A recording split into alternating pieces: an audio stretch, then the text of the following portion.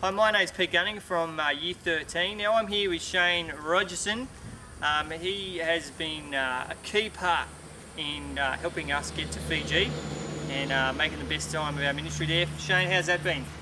I love Year 13 and I love the mission trip. It's fantastic. It's a great opportunity for students to get outside their own culture and context and really see what God is doing in another part of the world and get enthused about mission, get enthused about sharing their faith, get enthused about learning about what God is doing in their own lives, as well as in a great movement of God in the work of another culture.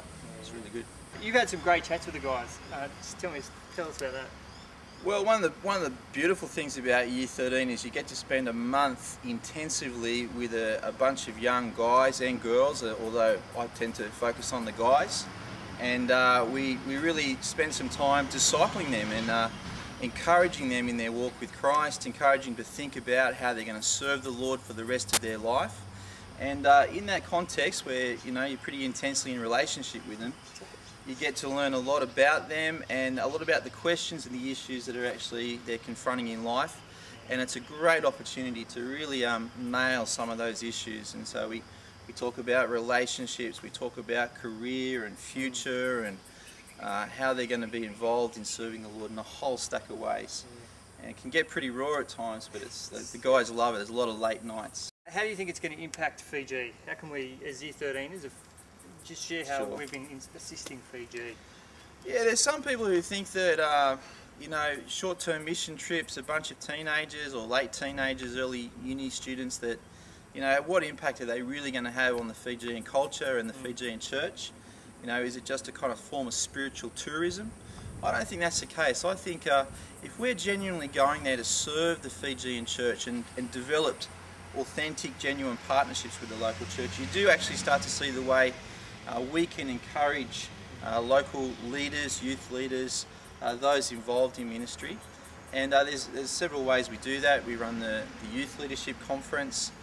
We get involved in sort of strengthening partnership as we visit churches and do village visits and short-term stays.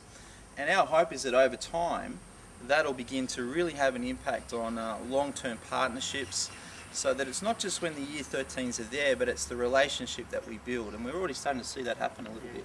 Any stories? Oh, I can think of several stories. There's the diocesan youth worker of the whole of Polynesia.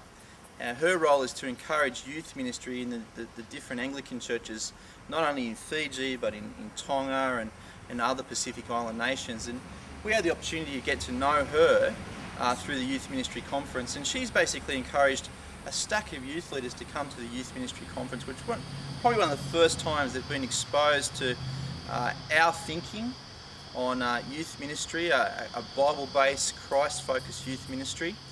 And they've been so encouraged by that, and so encouraged by the teaching that they received and the resourcing that we've been able to serve them with, that they're actually thinking about how they then implement that model of youth ministry in churches right across Polynesia, in Anglican churches right across Polynesia.